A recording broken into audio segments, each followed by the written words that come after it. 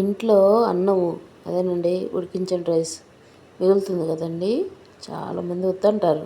చద్దన్నం వద్దు, నేను తినం అని అంటారు. అట్లాంటి వాళ్ళకి ఇలా చేసి పెట్టారనుకోండి, మాకు కావాలి అంటారనమాట. అంత బాగుంటాయి, వద్దననే అన్నారు ఇంకొకసారి, అంత బాగుంటాయి అనమాట.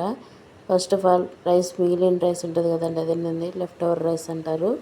మిగిలిన రైస్ని అయితే తీసుకొని మిక్సీ జార్లో వేసుకోవాలి. దాంట్లోనే మనం ఎంత రైస్ అయితే తీసుకుంటామో దానికి తగ్గట్టుగా పెరుగు అయితే తీసుకోవాలి. నేను తీసుకున్న రైస్కి అయితే ఒక 3 స్పూన్లు పెరుగు అయితే వేసుకున్నాను.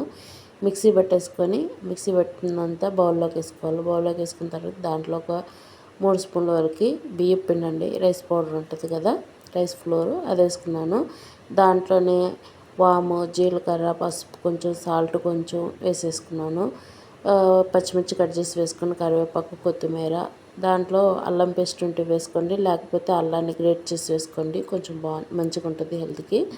ఇంక ఇవన్నీ మిక్స్ చేసేసుకున్న తర్వాత ఉల్లిపాయలు కావాలంటే వేసుకోవచ్చండి, నేనైతే వేయలేదు.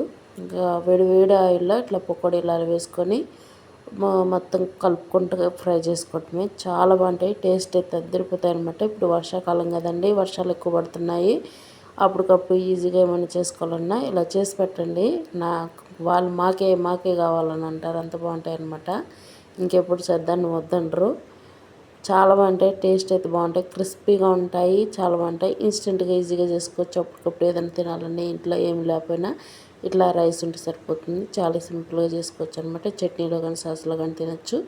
ఈ వీడియో ఎలా అనిపించిందో కామెంట్ సెక్షన్లో కామెంట్ చేయండి. నచ్చితే లైక్ చేయండి, సబ్స్క్రైబ్ చేసుకోండి. Thank you for watching friends. Thank you.